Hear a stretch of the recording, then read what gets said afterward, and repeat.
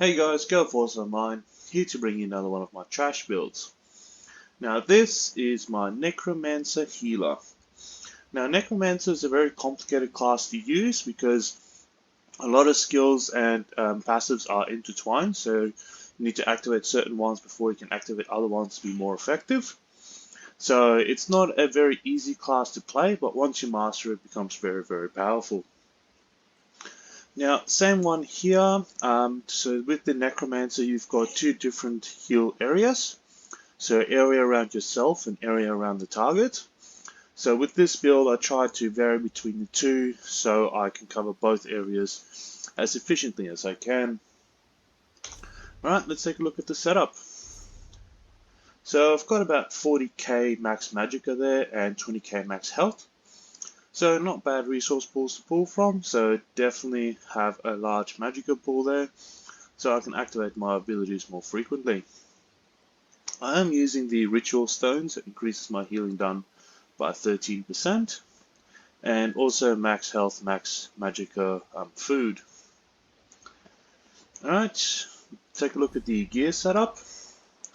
So Bogdan is the monster helm that I'm using. So when I heal myself or an ally, I've got a 20% chance to summon a totem for 6 seconds that heals myself and the allies within 6 meters for 3,000. So there we go. So 3,500 approximately every 1 second. So there's a nice passive heal that comes. The totem usually strikes close to you, so anybody close to you in that area can get healed by this. So you need to be sure where you position yourself on the field so that allies can gain this heal. The second one I'm using here is Combat Physician. So when I critically heal myself or an ally, grant that target a damage shield that absorbs about 4,700 damage for 6 seconds. This effect can occur once every 6 seconds per target. So I'll just activate my potion here, which you usually have an uptime for anyway. So sitting at about 46k spell critical, but one of the passives as a Necromancer increases your critical healing by additional 20%. So this will sit at about 66% approximately, and having that at 66%, if you've got an area heal once every 2 tick, then that will activate and grant that damage shield. Also, like I said, it can activate against multiple targets, so I can get a damage shield. 2 seconds later, somebody else can get a damage shield, so that cooldown time is just per a single target. And third one here is Winter's Respite, so casting ability that leaves an area of effect on the ground, creates a circle of healing frost for 10 seconds. You and your group members restore 3,340 health every 1 second while inside the circle, and it has a cooldown time of 10 seconds. So in this build I use a lot of ground abilities, so you need to make sure when you're using ground ability and this set procs if you want to use and heal close to you, or if you want to use a heal in a specific area. Alright, so let's take a look at the skill setup. So first one here is Combat Prayer from the weapon skill line. So it does an initial cone heal of 6,868 there, and also grants Minor Berserk, Minor Resolve, and Ward as well, so it increases the damage done and the resistances of the target for 8 seconds. So definitely nice spam heal. Having that Minor Berserk up at all times definitely increases your group's damage output, so definitely the spammable skill that increases the resistance and the damage done for the group. Alright, next one is Resistant Flesh. So sacrifice in front of you, so it heals you or an ally for 12 health, and also applies Minor Defile to yourself for 4 seconds. So it reduces your healing received by 15%, but you also have a passive in the Necromancer skill line where if you have a negative effect applied to you, it increases your healing done by 8%. So this one is mostly used just to have a negative effect apply onto you. And also, if you activate this on a target, they increase the spell and physical resistance by half the amount healed. So that's about 6k additional resistances there. So if somebody's sitting very close to death, that boost of resistance is very nice and can hopefully get them to that content. So nice skill to use, very occasionally used, so you need to make sure when you use this skill. You can spam it a bit as well to have that negative effect applied to you, but mostly in combat, especially in PvE, bosses especially, they drop a lot of debuffs on you, so any debuff will activate that passive as well. Alright, the third one is Braided Tether.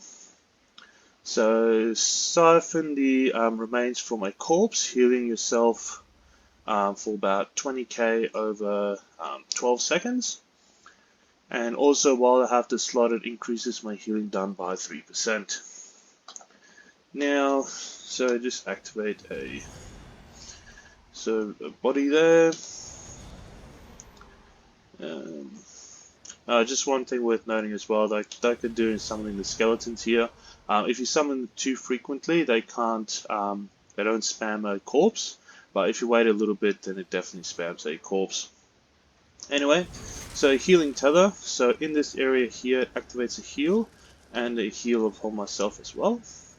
And you can see there my set activated as well, but it activated at the corpse and not on myself.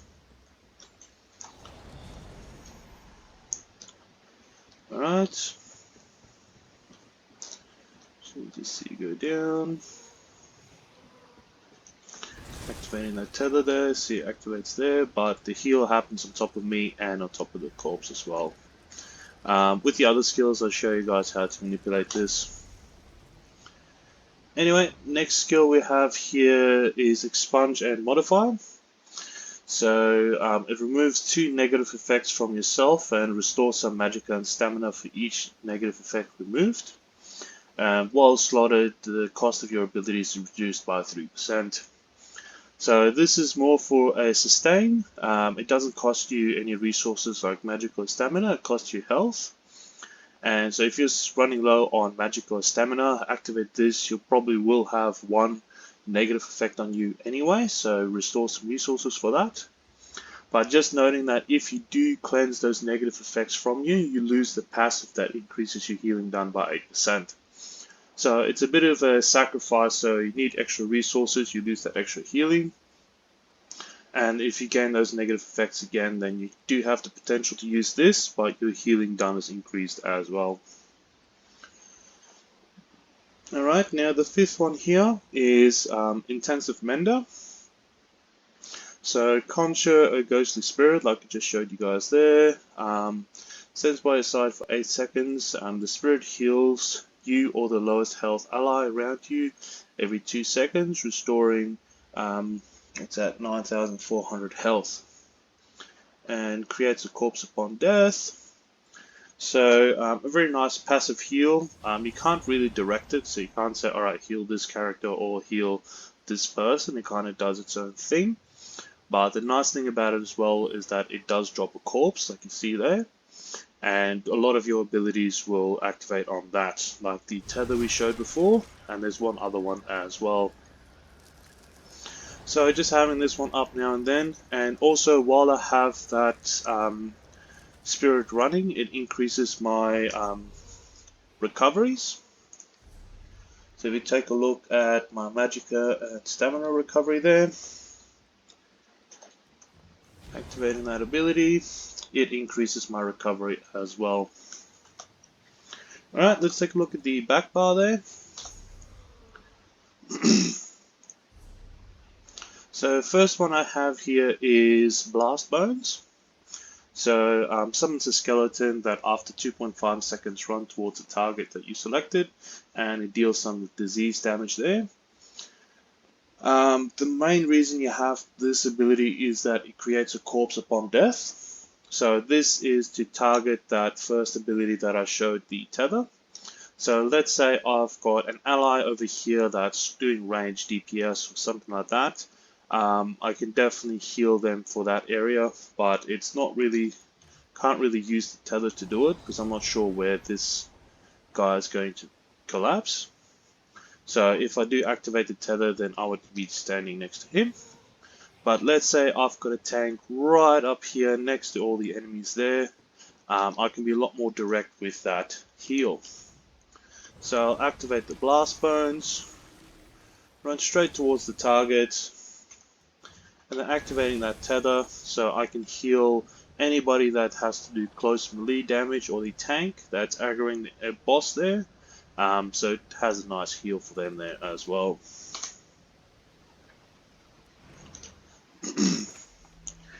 Alright, so second ability I have here is Remote Totem. So it calls forth a totem that applies minor protection to all my allies in the area for 9 seconds. And also starts fearing the enemies every 2 seconds as well.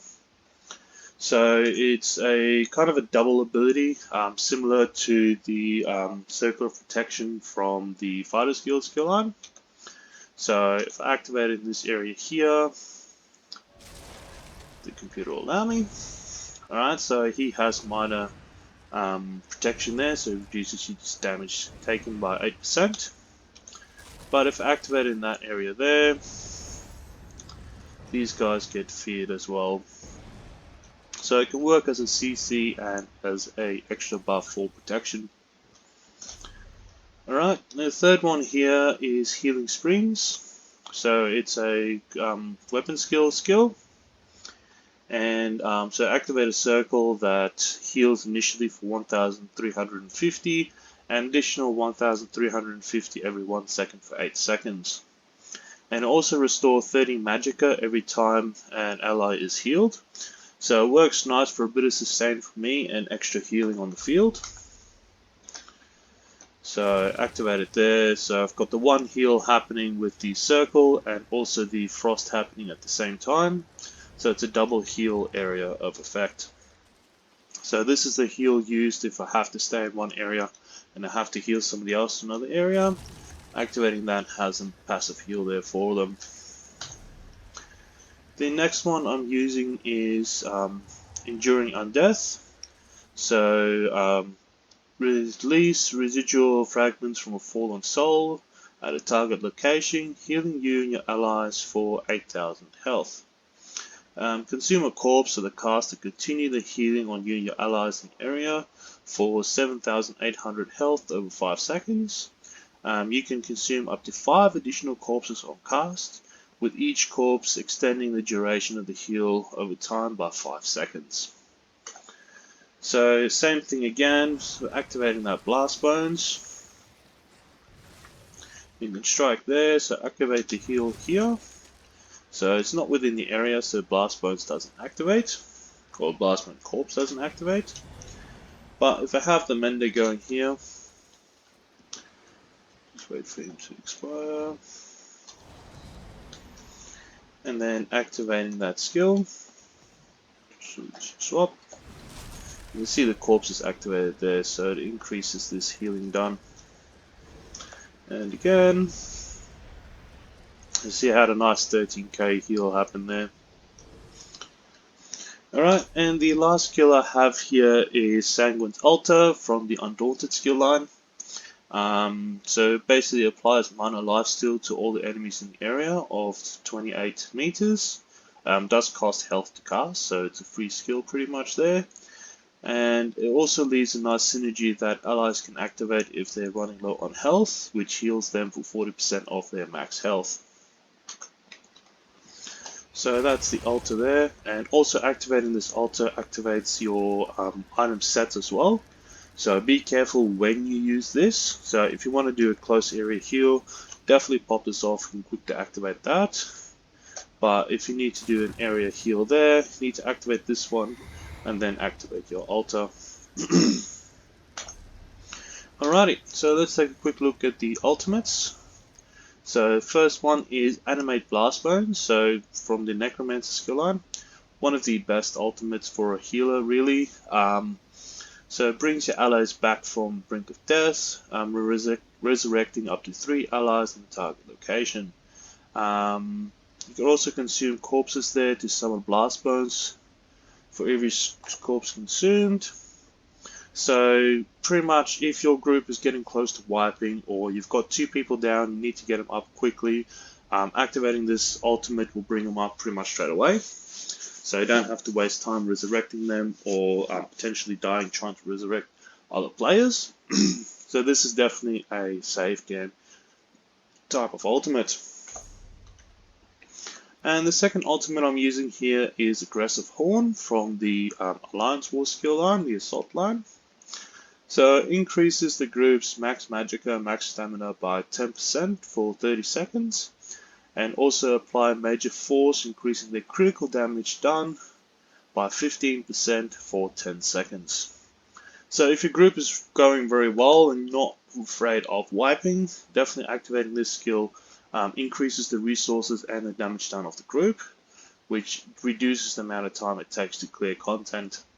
So if your group is struggling, definitely have this other ultimate on the back burner ready to go. It is a very expensive ultimate, so you can't just pop Warn and then wait for this ultimate to build up and then use it when it's really critical. So if you're going to run into trouble, have it ready to go. But if your group is absolutely acing the content, definitely give them the boost with the Warhorn, because the other ultimate won't be needed. Alrighty, thanks for listening guys. If you like the content I'm putting out, please hit that like, subscribe. If you have any ideas for builds that I need to do in the future, please let me know in the comments down below. Take care and be safe. Bye.